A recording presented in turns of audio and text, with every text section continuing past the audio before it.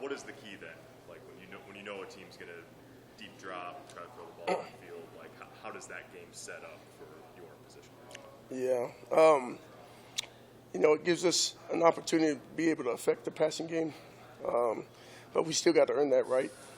Purdue, obviously, they like to pass the ball more times than they run, but we still got to make sure that it's not a big part of the game plan come Saturday. We got to do a great job of making sure that we trap the quarterback, and rushing coverage got to work together, hand in hand. There's times where people get home with a 5-man rush, 4-man rush, even a 3-man rush. And that's the rushing coverage working together. But they do a really good job of getting the ball to their best players, and we got to make sure we do a great job working together as 11 guys with rushing coverage. This is maybe a little bit of a off the beaten path question, but when you are recruiting pass rushers and you're looking at that skill set as part of a player, you're in a stretch of facing guys on the other side of the ball that are first round type guys. Some of them are 5 stars, but some of them aren't. Like, what traits are you looking for a guy that you say, okay, this guy, whether it's interior or off the edge, this guy's going to be able to affect the quarterback regularly? Effort. Sometimes you're looking for a guy that's got a great motor. Most of your pass rushers that are really, really good, they're not winning on their first move. It's their second, their third move. It's just a relentless effort to the quarterback. So looking for that type of player, somebody that's really quick twitch, somebody that's got quick feet that can win in space. So just looking for those type of traits in a pass rusher. Number one's got to have great effort. Got to be able to have a relentless attitude to the quarterback, and then somebody that can beat him with speed and also beat him with power. There's a lot of different ways to win a one-on-one pass rush, but those are the traits really that I'm looking for. Somebody that's explosive off the get off. Can it take a long time you can have the sort of raw play, but then to get to a point where you're polished in that and you understand, if not my first move, then this and this. I mean, that's really a developmental process for most players, right. Isn't it?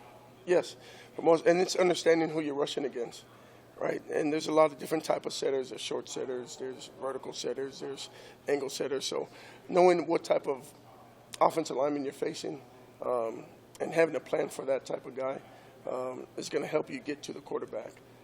Obviously, there's a lot of different things that also impact that, whether it's going to be a quick throw or somebody that's a true drop step or drop back pass quarterbacks going to give you a little bit more time to get to the quarterback. So we work all those different types of things to help develop that, whether we're going to kill the hands, whether we're going to win with power, right down the middle. So there's different types of things that we try to teach our guys so that they can use that in game. So you were down recruiting some junior colleges over the course of the bye week. Obviously you've had some JUCO guys in your room here. What do you? Is it a different group of junior college players this year, just because of the pandemic and the way that season's unfolded, or what? I guess what do you make of the transfer scene in general? Yeah, I think it's you got to be really careful in terms of what you're going to go out and recruit, because now the game's kind of changed a lot with the transfer portal, and so really trying to find the right guy to fit the room. Obviously for me, I'm trying to find a big athletic guy that can get to the quarterback, that can be stout in the run game. I don't know necessarily if the JUCO route's the best way to go, or if it's the high school path, or if it's the transfer portal. Just trying to find the right fit for our room. Fortunately for us, we got a lot of young guys that have a lot of reps for us that are going to be coming back, so we don't lose a lot. So I'm being real selective in the guy that we need to add to our room, and make sure that guy can build and add value to our room and the culture that we got right now. Because the worst thing you want to do is bring a guy in that just doesn't fit the culture. And we worked really, really hard to build the culture the right way. And we got some great young guys that are going to be leaders for us, and Ty and Casey, those type of guys. And want to make sure that that the guy that we bring in can fit the group. Not that you ever want to be complacent, but I mean your room is pretty well set up, like you just said. So how do you? But at the same time, a lot of young guys probably want to play. So how do you keep guys engaged, even though you got a really deep defensive line with some young guys who don't get a ton of time in a very tough league? Yeah, it's a lot of that, to be honest with you, is having real conversations with those guys. For instance, like Nash, I mean, he's developing and he's getting better and better and better. And just having a conversation with him, like, your time is coming. And he's approached everything the right way. he's the next guy up. But to answer your question, the young guys just have to understand the process. We're in a day and age now where young kids don't want to work through the process. They're always looking for the quick fix and finding the best place to go play. But I think the coach in our room, we got a lot of young guys that understand that to get better, you got to work at your craft and continue to trust the process. So, I feel really good about the young guys that we have for the next few years. If some guys leave, then I still feel really good about the young guys that we have. Just got to add the right guys. So, with the last 2 weeks, I mean, against Minnesota, their rushing total was pretty modest, and then obviously the big one. Yeah. A little bit. What would you like to see? And obviously, Michigan, Minnesota also are good rushing teams. Yeah. What would you like to see tighten up, whether it's this week against Purdue or against the teams the rest of the way this year that are really going to try to? Yeah. We spent a lot of time this past week just to focus in our fundamental technique. We talk about our D-line code in the run game a lot, which is defeating the blocker, number one. Number two, we're going to find the back because all our block release moves is going to be off the back. And then the last is to finish the play part. So this past week just really broke everything down to the basic fundamentals for them to understand. So when you're talking about what I want to tighten up for the next 4 games, it's basically that. Having our guys be more stout at the point of attack, putting all my power and my energy on my man on key because he's going to tell me everything I need to know.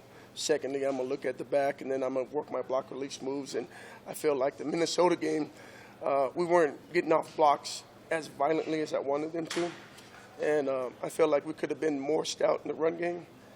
Obviously, they creased us there in the end for a long one there. But for the most part, I want to get some more knockbacks. I want to get more violent block release moves so that they can make the plays at the point of attack. The finish part's really, really hard to get to, but you got to be able to do 1 and 2 really, really good to get to number 3. So that's been the big emphasis and focus when we talk about the fundamental part in the run game for us up front this past week. So just showed them a lot of tape of them doing it, showed a lot of tape of NFL guys when they do it right. It's all the same thing. Pop Warner football, if you do those things, the results are going to be the same, high school football, college, NFL. So the formula is all there. It's never going to change. And so that's the big thing for our guys to make sure that they don't get bored in that process. There's a lot of really talented frontline guys in the NFL, obviously. Who do you show them? Like, who are the best at that? Yeah, well, we show a lot. I mean, we watch, obviously everybody loves to watch Aaron Donald. Today we showed Joey Bosa playing a 4-eye technique. Everybody sees Joey Bosa play out at 5 in the rushing, but they actually had him play a 4-eye technique, and he also got to play the run too as well. So just kind of showed them, guys that they see on TV a lot. Show them all the different positions and different techniques that they're playing, whether in the 5, whether 3 in the shade. Chandler Jones, also Chris Jones, all those type of guys. Just have them watch them and study them just so that they can see the picture. But at the end of the day, they see the same blocks that they're seeing in NFL football. They're seeing that the techniques that they should use should be the same way. And if they do it the right way, then the results should be what they should see in individual drills and what we do.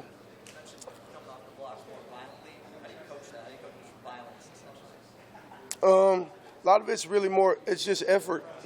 It's effort. It's a lot of things. Really just from the weight room, transferring what you get from the weight room onto the field. To be able to violently get off a block, big differences. Being able to throw and do the technique right instead of falling off blocks. So, just those little fundamental techniques, those are the things that make a big difference. If I'm going to strike and use 2 hands and I'm going to throw, I got to make sure I throw and I bring my arm over with me so I can finish the block off the offensive lineman. If I don't do that and I'm trying to make a tackle with 1 hand, that's not a violent block release move. That running back's always going to break the tackle on me. So just little things like that, which are big things in everything that we do. Cool. Thank you, guys. Appreciate you. I'll see you, bud. Yeah.